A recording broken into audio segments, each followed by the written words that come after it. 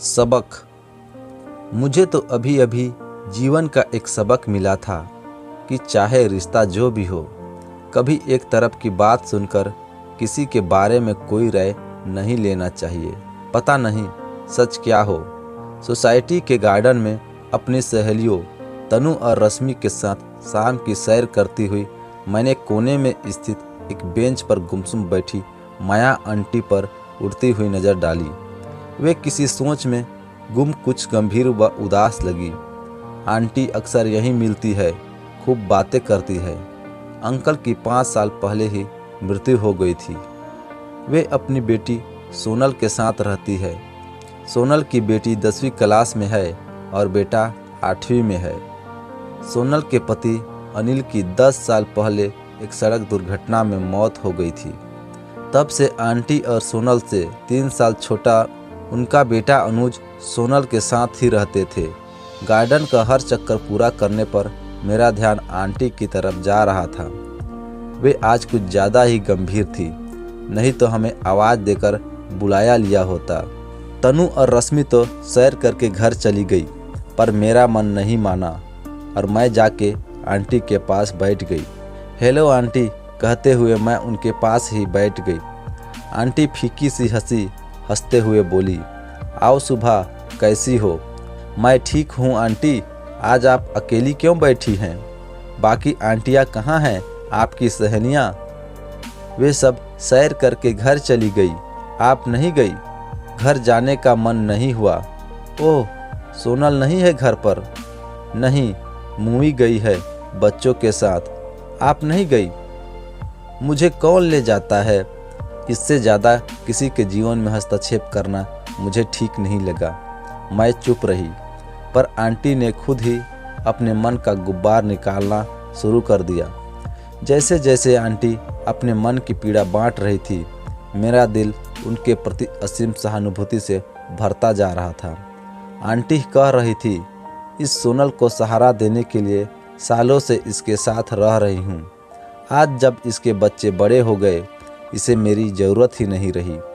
कभी भी दोनों बच्चों को लेकर बाहर चली जाती है, कभी मूवी, कभी डिनर। मैं अनुज को नौकरी मिलते ही उसके साथ चली जाऊंगी।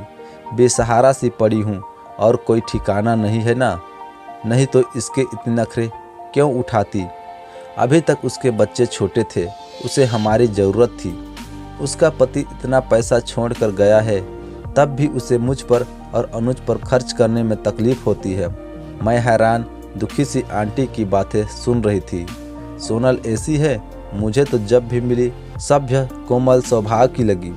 घर में अपनी माँ के साथ उसका व्यवहार ऐसा है, मुझे मन ही मन उस पर गुस्सा आया। अंधेरा होने लगा तो आंटी को ज़बरदस्ती वहाँ से उठाकर घर भेजकर मैं भी अपने घर लौट आई। फिर किसी काम में मन ही नहीं लगा। यही सोच रही थी कि वृद्धावस्था तो बहुत परेशानी की चीज़ है। अपनी बेटी पर आश्रित रहकर दिन रात अपमान सहन करना आसान तो नहीं है, पर कोई बेटी अपनी माँ के साथ दुर्व्यवहार कैसे कर पाती है? रह रहकर आंटी का उदास चेहरा मेरी आंखों के आगे आ रहा था। मुझे क्या करना चाहिए? सोनल से बात कर उसे समझाना ठीक रहेगा क्या? पर आजकल किसी के जीवन में हस्तक्षेप करना समझदारी तो नहीं है ना। 2-4 दिन और निकल गए। आंटी उसके बाद भी मुझे गार्डन में दिखी, पर बैठकर बातें करने का मौका नहीं मिला।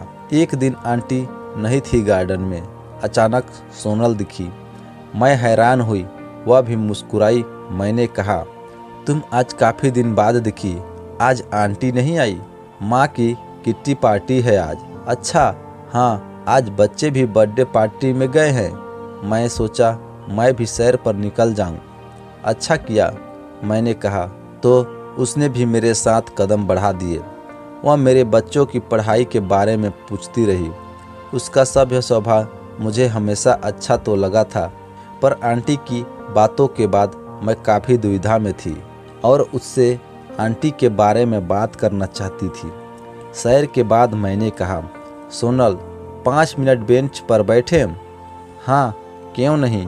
हम दोनों बैठ गए। कैसे बात शुरू करूं, मैं सोच ही रही थी।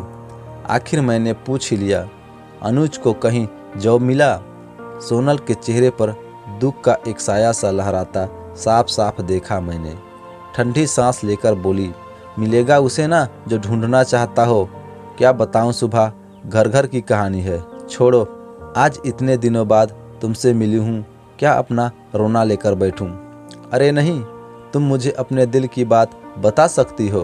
कुछ परेशानी है तो?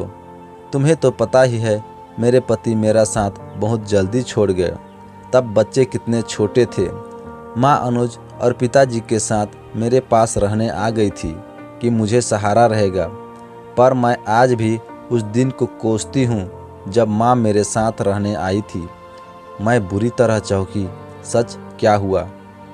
हमारा एक फ्लैट और 2 दुकानें हैं। जहाँ से जो किराया आता है उससे और मेरे पति की जो बीमा रकम मिली उससे मैंने घर गृहस्थी और बच्चों की पढ़ाई संभाली हुई है। किसी तरह मैनेज कर रही हूँ। 1-2 बार मैंने कहीं जॉब भी किया, पर मुझे 1 महीने में ही छोड़ना पड़ा, क्योंकि अनुज और माँ ने बच्चों को संभालने के लिए साफ साफ मना कर दिया था। पिताजी नहीं रहे तो मैं भी अपनी परेशानियां एक तरफ रख माँ को संभालती रही। तुम्हें पता है सुबह, माँ के 3 फ्लैट्स हैं, तीनों किराए पर दिए हैं। किराए का और पिताजी का काफ़ी पैसा माँ के पास आता है, पर माँ 1 रुपया भी कभी मुझ पर या मेरे बच्चों पर खर्च नहीं करती। उनका सब कुछ अनुज के लिए है, और अनुज वह इतना कामचोर और निकम्मा है कि दिन भर बस टीवी या कंप्यूटर पर लगा रहता है। बच्चों को पढ़ना होता है तो यही कहती रहती हूँ कि टीवी की आवाज़ धीमी कर लो। फिर माँ को यह इतना बुरा लगता है कि पूछो मत। खाने में माँ और अनुज के इतने नखरे हैं कि बता नहीं सकती। मेड से भी दोनों बहुत किटकिट करते हैं। अपने ही घर में दम घुटता है मेरा तो निकल जाती हूँ बच्चों को कभी कभार लेकर। 3 किटी पार्टी है माँ की।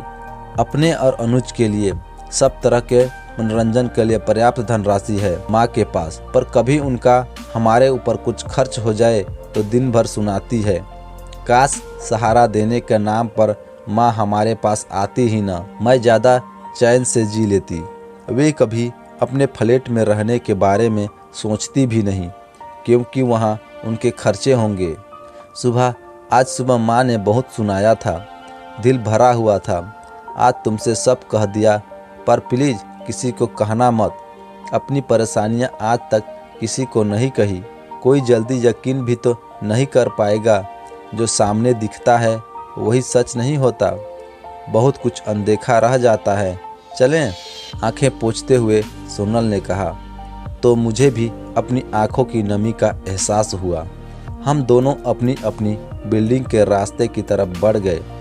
मैंने उसे मुड़ कर देखा।